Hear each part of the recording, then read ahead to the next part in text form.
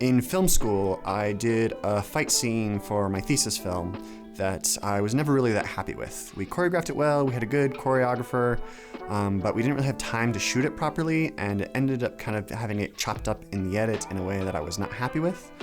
And so I really kind of wanted some redemption on doing a fight scene, and I also really wanted to be in a fight scene. I'd been hitting the gym a lot, and I wanted to push my body in that way and find out what I was really capable of. The first things that I thought about was I really wanted to honor fighting in cinema.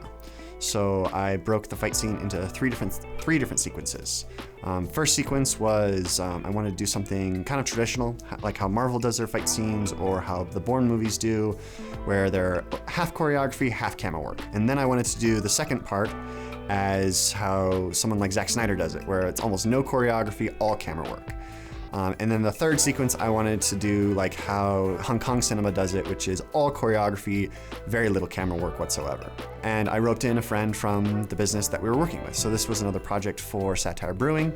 This project's still in the process, by the way. You'll see it here in the next couple months. Understanding the language of your body was really important for me on this one, so I wanted to make sure that we had a good sense of how each other's bodies worked in order to wrestle around and fight and possibly injure each other.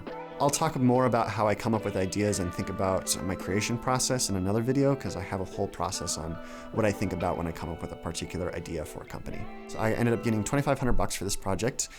And since we had such a small budget, and I really wanted this to be some of my best work that I've done yet. If I'm gonna be in it and I'm gonna be doing fighting, I really want it to be the best my filmmaking can be at the time. And the more time you spend on something to make it good, the more excited you are about an idea.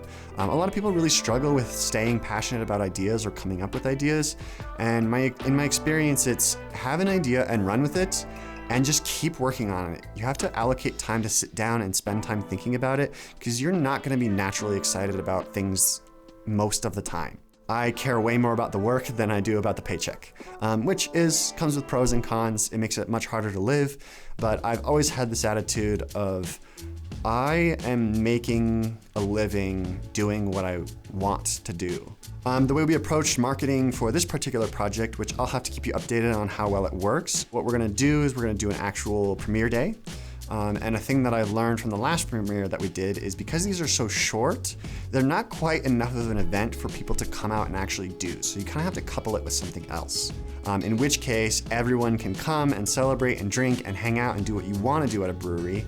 We can do our premiere of the thing that we made, make sure that everyone has a conversation about it, enjoys the thing that we actually put together, and then be able to run the rest of the night like a thing that you would actually want to pay money to go out and do. So I have a couple ideas on what I want to do for multiple different teasers and trailers that I think will be really funny and build the proper hype. And then also I made sure to ask with this budget, and I budgeted in room to be able to do film festivals. And this one I'm a lot more excited about doing film festivals than the jewelry project, for the mere fact that it's action comedy.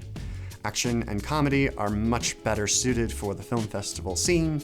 There are a lot of film festivals devoted just to those particular things. If you show someone a song and tell them to imagine something while they're listening to the song, they'll end up developing an affinity for the song in a way that they never had before, because you've created a visual and a rapport, almost, a relationship to the song and the sound, so that every time they hear it, they're put back into a space. This is what I think brand really is when people talk about it. Can you associate a really positive experience with a particular person or company? I'm sure I'll have a lot more insights as this project ends up getting finished. For now, I just kind of want to leave you with the lessons that I've learned from it so far, so that way once it's actually done, I'll be able to actually show you what it produced, how it ended up working, who ended up seeing it, what I learned from the final delivery and distribution from it, and then also some of the filmmaking that went along in the process. If you want to see this project when it's done, then go ahead and subscribe to Satire Brewing's YouTube page, and it will be uploaded there.